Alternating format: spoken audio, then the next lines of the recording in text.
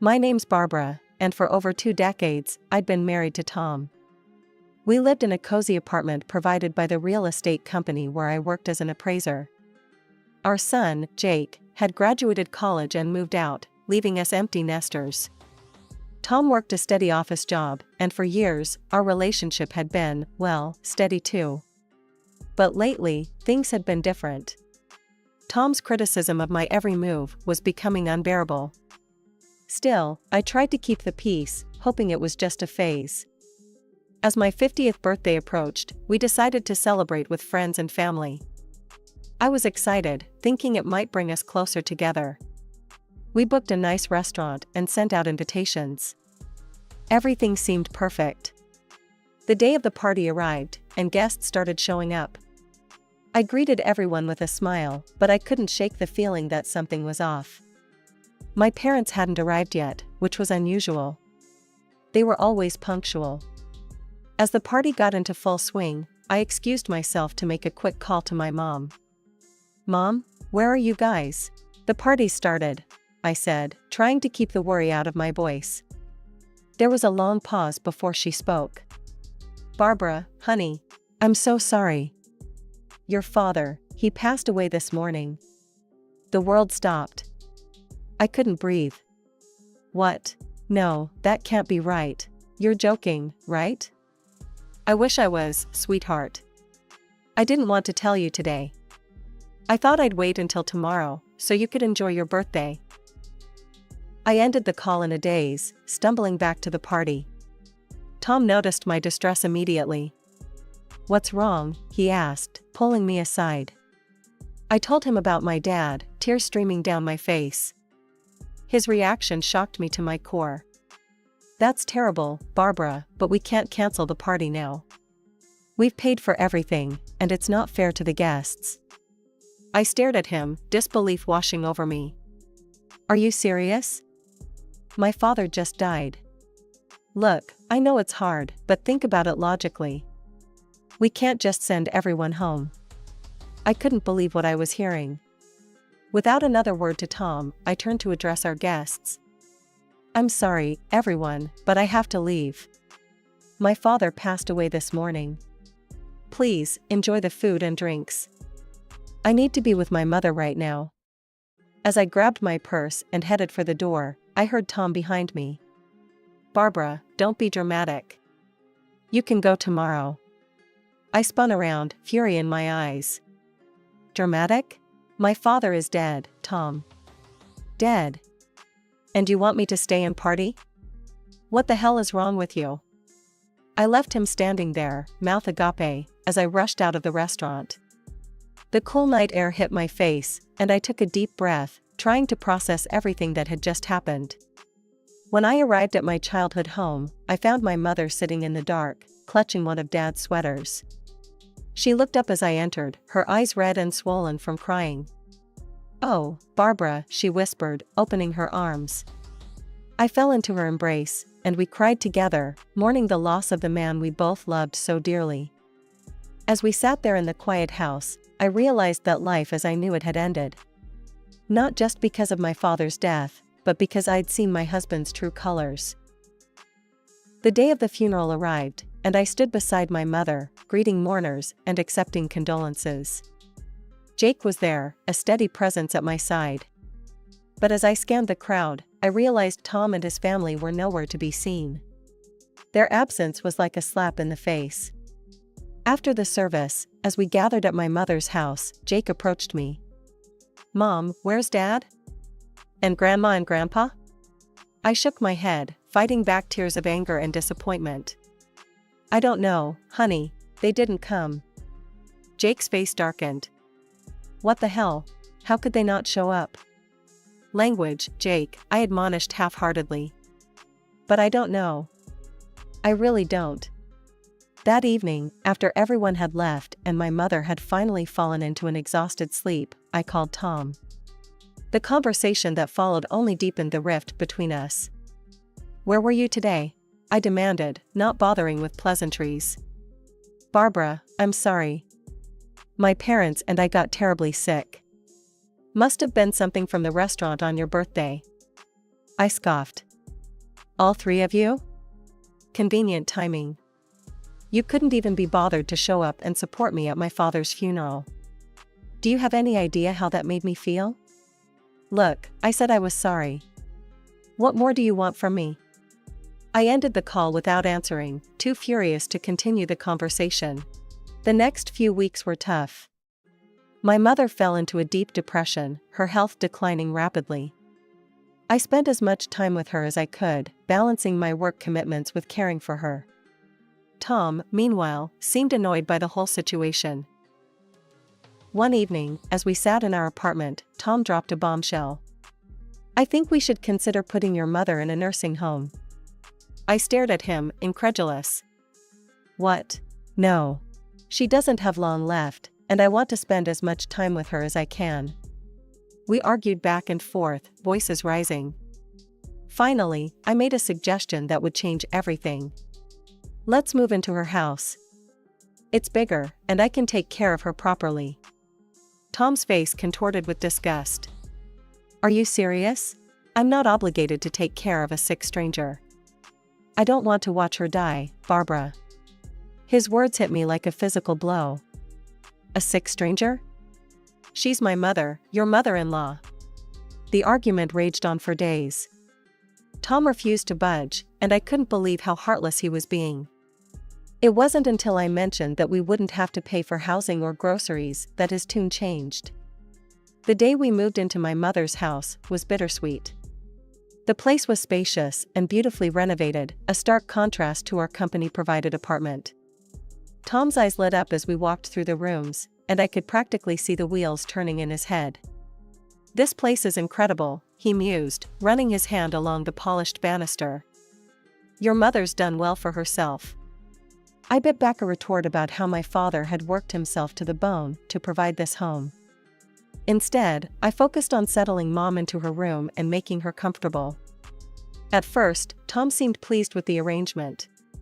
He bragged to his colleagues about our new living situation, conveniently leaving out the reason for our move.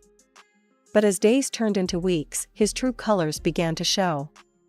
One evening, as I was preparing dinner, Tom stormed into the kitchen, his face twisted in disgust. Christ, Barbara, can't you do something about the smell? This whole house reeks of sickness. I slammed down the knife I was using to chop vegetables. That smell is my mother, Tom. She's sick, for God's sake. From that moment on, things only got worse. Tom refused to even enter Mom's room, complaining loudly whenever he had to pass by her door. His disdain for her was palpable, and it broke my heart to see my mother wilt under his contempt. One night, as Tom and I sat in tense silence at the dinner table, Mom cleared her throat. Barbara, Tom, she began, her voice weak but determined. I want to thank you both for taking care of me. I know it hasn't been easy. Tom grunted, not looking up from his plate. I've been thinking, Mom continued. I want to show my appreciation. Tom, I'd like to give you the piece of land the house sits on. And Barbara, dear, the house itself will be yours. I gasped. Mom, no. You don't have to do that. But Tom's head had snapped up, his eyes gleaming with interest. Mom pressed on. I'm ready to sign it over now, no need to wait. And any money left after I'm gone will go to Jake. Tom's face split into a grin. He jumped up, startling us both, and rushed to the wine rack. This calls for a celebration, he crowed, popping open a bottle. As he poured himself a generous glass, he muttered under his breath, maybe the old bat will kick it sooner rather than later. I stared at him, horrified.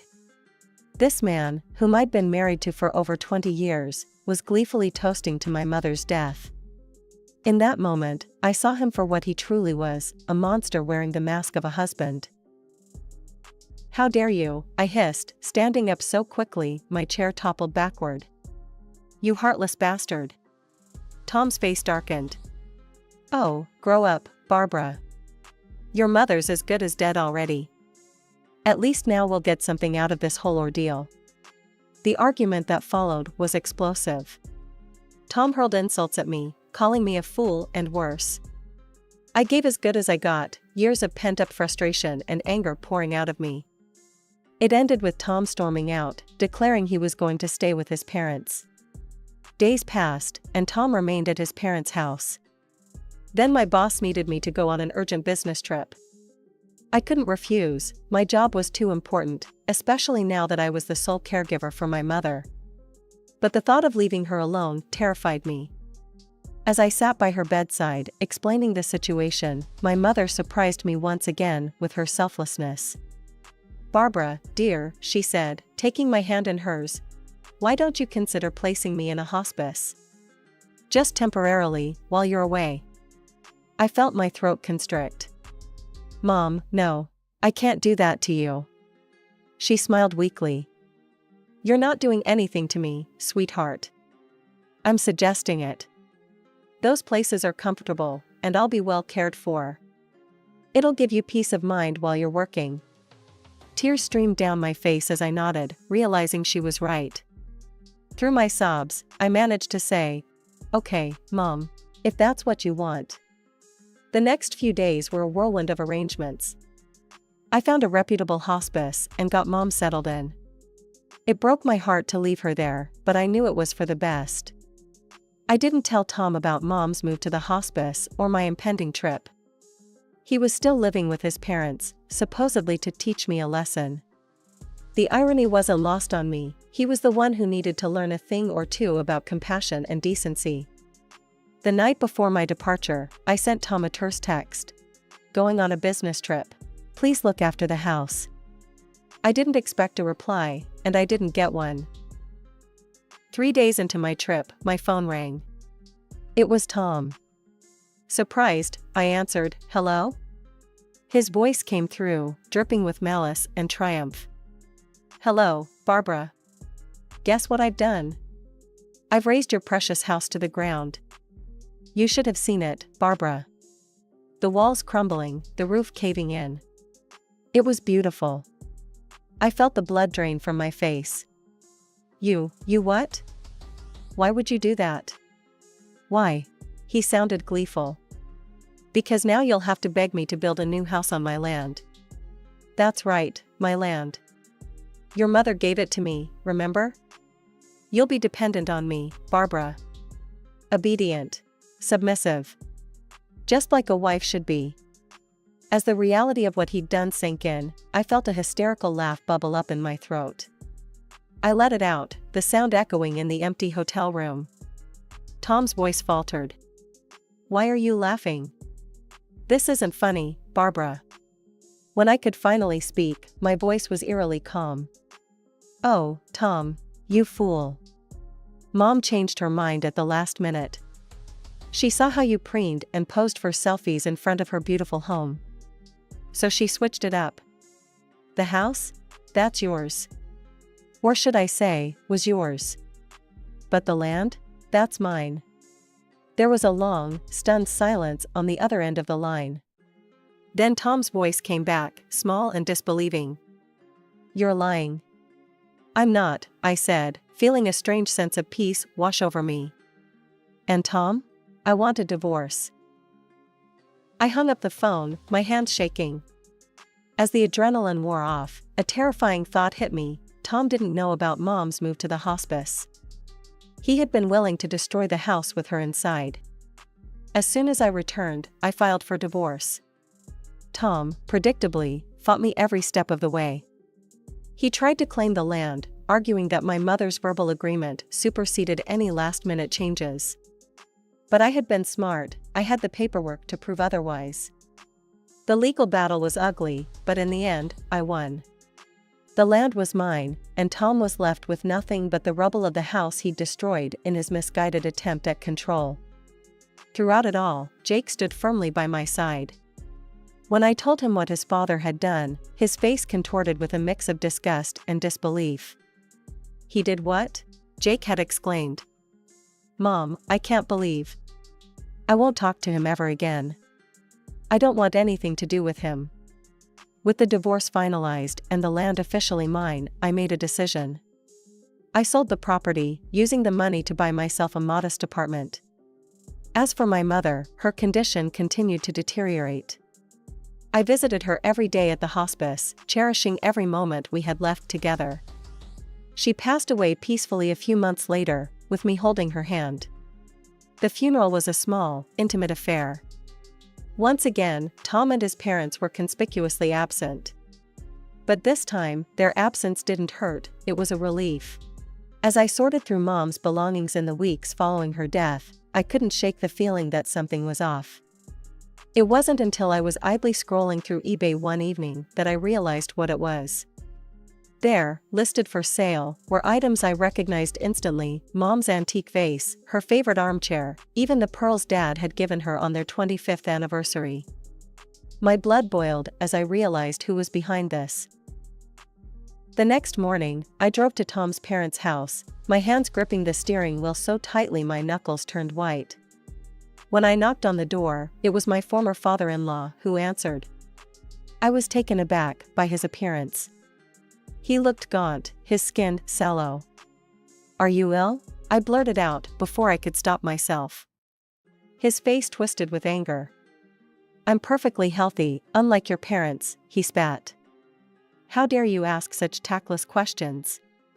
I apologized, more out of habit than genuine remorse. "I'm sorry. I've seen my mother's things for sale online, and I want them back."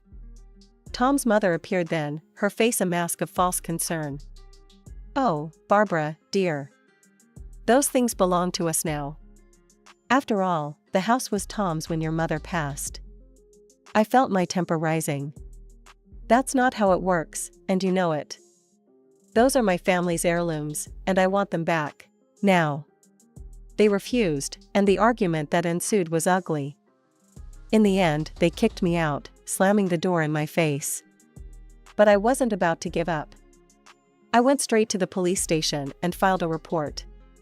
Under threat of legal action, Tom's parents were forced to return my mother's belongings, the jewelry, the furniture, everything. 6 months had passed since the dust settled on my divorce and the drama with Tom and his family. Life had found a new rhythm, and I was slowly healing from the wounds of betrayal. Then, out of the blue, I received news that shook our fragile peace. My former father-in-law had died of cancer. The disease had been in its advanced stages, untreatable by the time it was discovered.